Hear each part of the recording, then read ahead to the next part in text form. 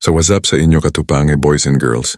Sa mundo ng Philippine volleyball, marami na tayong hinangaan. Pero may isang pangalan na nag-iwan ng marka, si Ella De Jesus. Kilala siya bilang elevator na simbolo ng kanyang husay, liksi at kakaibang vertical leap sa laro. Bilang isa sa mga standout players ng Ateneo Lady Eagles, naging mahalagang bahagi siya ng kanilang mga kampanya, lalo na sa UAAP Championship runs. Hindi lang basta scorer si Ella, siya ang klase ng player na nagbibigay ng energy at puso sa buong koponan. Pero bakit nga ba siya tinawag na elevator? Ito ay dahil sa kanyang natatanging talon at abilidad na umabot sa mga bola na tila imposibleng kunin. Hindi lang siya umaangat sa laro, umaangat din ang kanyang presensya sa bawat laban. Kaya naman sama-sama tayong magbalik tanaw sa kwento ni Ella De Jesus, ang inspirasyon sa court at ang tunay na elevator ng Philippine volleyball.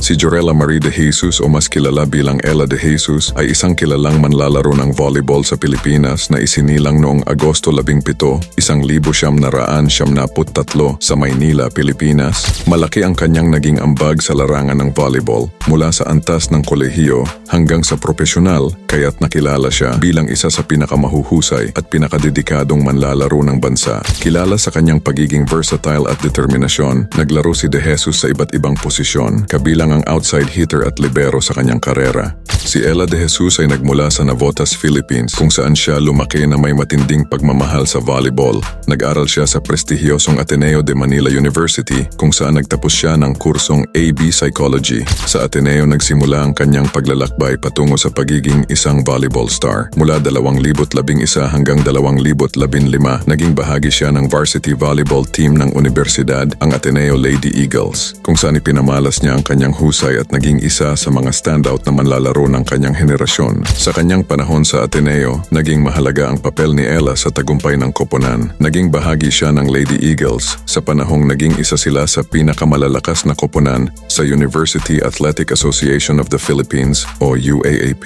Sa simula ng kanyang karera, nakasama niya ang legendary Fab Five or Fabulous Five, isang grupo ng mga veteranong manlalaro ng Ateneo na namayani sa UAAP. Matapos ang pag-alis ng Fab Five, naging isa si Ella sa mga pangunahing manlalaro na nagdala sa Lady Eagles sa mga kahangahangang tagumpay. Malaki ang kanyang kontribusyon sa back-to-back championships ng Ateneo noong UAAP seasons 76 at 77. Ang kanyang kahangahangang performance sa mga season na ito ay nagpatibay sa kanyang reputasyon bilang isang versatile at maaasahang manlalaro. Sa kabuuan ng kanyang collegiate career ay kamangha-mangha kung maituturing. Sumali rin siya sa iba pang prestihiyosong torneo at nakatanggap ng maraming medalya at parangal. Bukod sa UAAP, naging bahagi rin siya ng mga tagumpay ng Ateneo sa Shakey's V-League, kung saan nakamit ng Lady Eagles ang ilang kampyonato. Ipinakita niya ang kanyang husay sa mga mahihirap na laban at tuloy-tuloy na nag-ambag sa tagumpay ng koponan. Matapos ang kanyang collegiate career, pumasok si Ella De Jesus sa professional na volleyball. Noong 2015, sumali siya sa PLDT Home Ultera Fast Hitters bilang libero para sa Shakey's V-League Reinforced Open Conference. Kitang-kita ang kanyang adaptability at husay sa depensa habang tinulungan niya ang koponan na magwagi ng kampyonato sa season na iyon. Noong 2016, naglaro si De Jesus para sa Bali Pure Purest Water Defenders, kung saan ipinagpatuloy niya ang pag-iwan ng marka sa Premier Volleyball League o PVL. Sumali rin siya sa Perlas Spikers mula 2017 hanggang 2019, kung saan nakakuha siya ng ilang bronze medals kasama ang koponan. Naging mas matagumpay ang karera ni Ella nang sumali siya sa Creamline Cool Smashers noong 2020, kasama ang ilan sa pinakamahuhusay na manlalaro ng volleyball sa bansa. Naging mahalagang bahagi siya ng tagumpay ng koponan. Ang Cool Smashers ang isa sa pinakamatatag na koponan sa PVL at malaking bahagi si Ella sa pagkamit ng kanilang mga kampyonato. Kabilang sa kanyang mga tagumpay sa Creamline ang mga kampyonato sa PVL Open Conference, Invitational Conference at Reinforced Conference. Ang kanyang husay sa depensa, husay sa court awareness at kakayahang magbigay ng motivation sa kanyang mga kakampi ang nagpatibay sa kanyang halaga sa koponan. Ang patuloy na tagumpay ng Creamline sa PVL ay higit pang nagpapatibay sa kanyang legasya sa Philippine volleyball. Si Ella De Jesus ay nagkaroon din ng karangalang maglaro para sa Pilipinas sa mga pandaigdigang kompetisyon Noong 2015, naging miyembro siya ng Philippines Under-23 National Team at lumaban sa mga pinakamahusay na batang talento sa Asia. Ang kanyang paglahok sa national team ay nagpatunay sa kanyang estado bilang isa sa mga nangungunang manlalaro ng volleyball sa bansa. Noong 2022, muli siyang naging bahagi ng Philippine National Team kung saan nag-ambag siya ng kanyang husay at karanasan sa kampanya ng koponan. Ang kanyang dedikasyon sa volleyball at pagmamahal sa bayan ay kinikilala ng mga tagahanga at kapwa-atleta.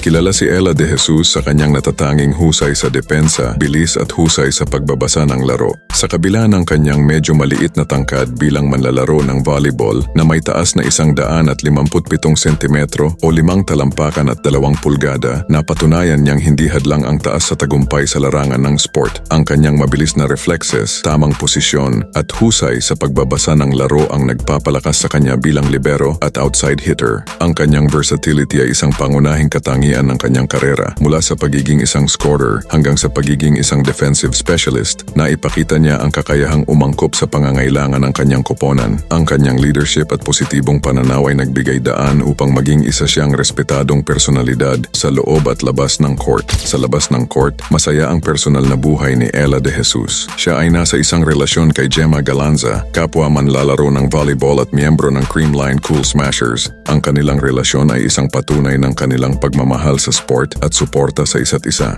Ang dedikasyon ni Ella sa volleyball ay kaakibat ng kanyang layunin para sa personal na pag-unlad. Ang kanyang kaalaman sa psychology ay nagbibigay sa kanya ng mas malalim na pananaw sa teamwork at komunikasyon. Ang kwento ni Ella ay isang patunay ng kanyang hindi matitinag na dedikasyon sa volleyball. Ang kanyang epekto sa sport ay lampas sa kanyang mga personal na tagumpay, inspirasyon para sa mga kabataang atleta na mangarap at magsikap upang malampasan ang anumang hamon. Hanggang sa kasalukuyan, si Ella De Jesus ay nananatiling isang minamahal na figura sa Philippine volleyball. Ang kanyang paglalakbay mula sa pagiging isang promising na atleta sa Navotas hanggang sa pagiging isang national champion at international competitor ay nagsisilbing inspirasyon sa mga aspiring volleyball players sa buong bansa. Ang kanyang pagiging matatag, versatile at passion para sa laro ang nagbigay daan upang maging isang role model siya para sa kanyang mga kakampi at tagahanga. Habang siya'y patuloy na naglalaro sa pinakamataas na antas kasama ang Creamline Cool Smashers, nakatitiyak na ang legasya ni Ella De Jesus bilang isa sa mga pinakamatagumpay na manlalaro ng volleyball sa Pilipinas ay mananatili.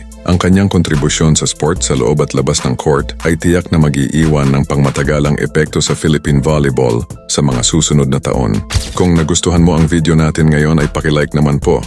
At mag-subscribe ka na rin po sa channel na ito at i-click mo na rin ang notification bell button para lagi kang updated sa susunod pang mga video. Maraming salamat po.